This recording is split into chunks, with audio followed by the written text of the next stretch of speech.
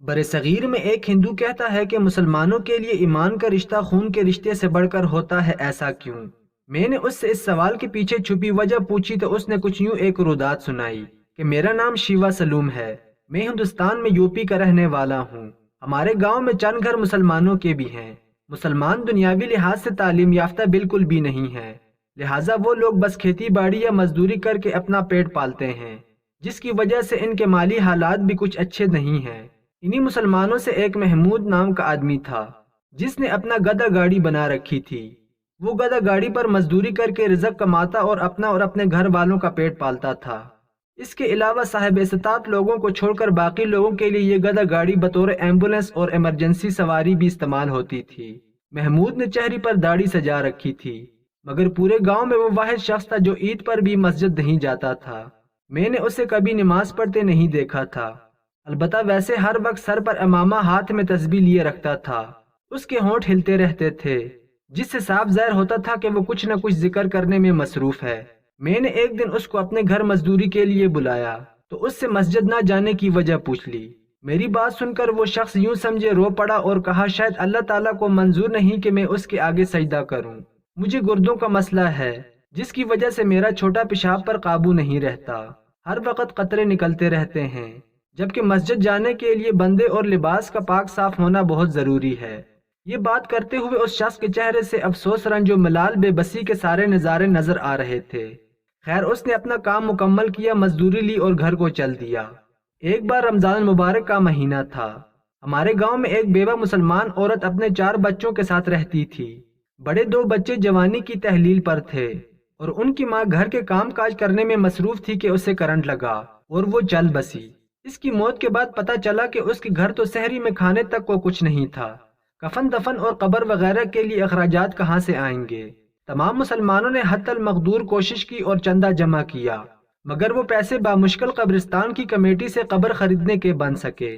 کفن وغیرہ خریدنے کے لیے اب بھی مزید پیسوں کی ضرورت تھی اور اس ضرورت کو پورا کرنے کے لیے محمود نے اپنا گدھا گاڑی بیچ دی۔ اس گدھا گاڑی سے مرحوم مسلمان عورت کے کفن دفن کا انتظام کیا اور باقی پیسوں سے ہاتھ سے چلنے والی 2 ریڑیاں خرید کر ایک پر خود پھل فروٹ لگایا، جبکہ دوسرے پر ان یتیم مسلمان بچوں جن کے والدین گزر چکے تھے، گھر میں کمانے والا کوئی نہیں تھا، ان میں سے بڑے بچے کو سبزی لگا کر دی۔ سارا دن اس لڑکے کو ساتھ ملا کر مزدوری کرتا، شام کو دونوں اتنا کما لیتے کہ دونوں کے گھر روٹی بن جاتی۔ میں نے محمود سے پوچھا تھا کہ تمہارا اچھا بھلا گدھا گاڑی کا کام چل رہا تھا، تم نے محض ایک مردہ عورت کا تن ڈھانپنے کی خاطر وہ کیوں بیچی؟ اب کتنی مشقت کے بعد تمہارے گھر 2 وقت کی روٹی بنتی ہے، جبکہ پہلے پہل تم ایک آدھا پھیرا کر لیتے تھے تو تمہارا گھر گزارا ہو جاتا تھا۔ میری بات سن کر وہ مسکرایا تھا، مگر اس کی آنکھوں سے آنسو نکلے تھے۔ اس نے کہا تھا کہ امت مسلمہ کی اس بیٹی کا کفن میری گدھا گاڑی اور میرے گھر والوں کی پیٹ پوجا سے کہیں زیادہ ضروری تھا، لہٰذا میں نے وہی کیا اور میرے اللہ کا وعدہ ہے کہ رمضان میں کیا گیا اچھے عمل کا اجر کہیں گنا زیادہ ملتا ہے، اس لیے اللہ تعالیٰ نے چاہا تو اللہ تعالیٰ میرے لیے کوئی بہتر سبب پیدا کر دیں گے۔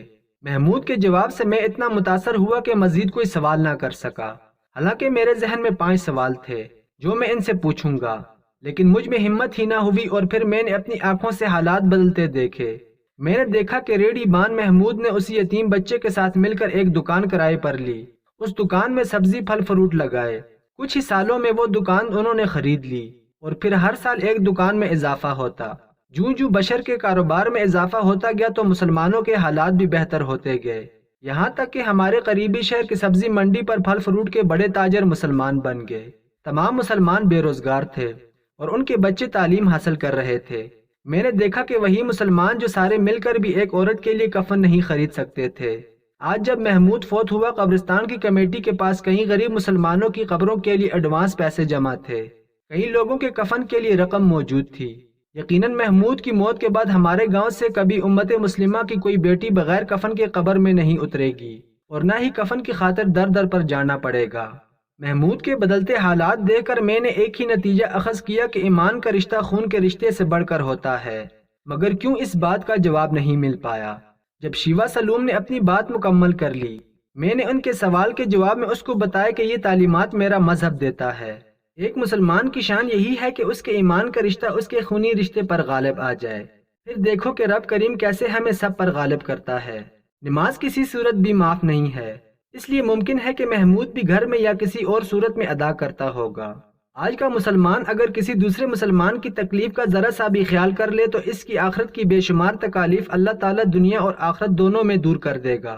آپ فرماتے ہیں کہ کوئی مومن اس وقت تک مومن نہیں ہو سکتا جب تک کہ وہ کسی دوسرے غریب مسلمان بھائی کی تکلیف کا مداوع نہ کر سکے، حالانکہ وہ اس کنڈیشن میں ہو کہ مدد کر سکے، لیکن نہ کرے تو وہ کسی بھی طرح سے اہل ایمان میں شامل نہیں ہوگا۔ اللہ ہم سب کو اپنے ارد گرد غریب مسلمانوں کے سفید پوشوں کے ساتھ محبت اور باہمی بھائی چارے کی توفیق دے۔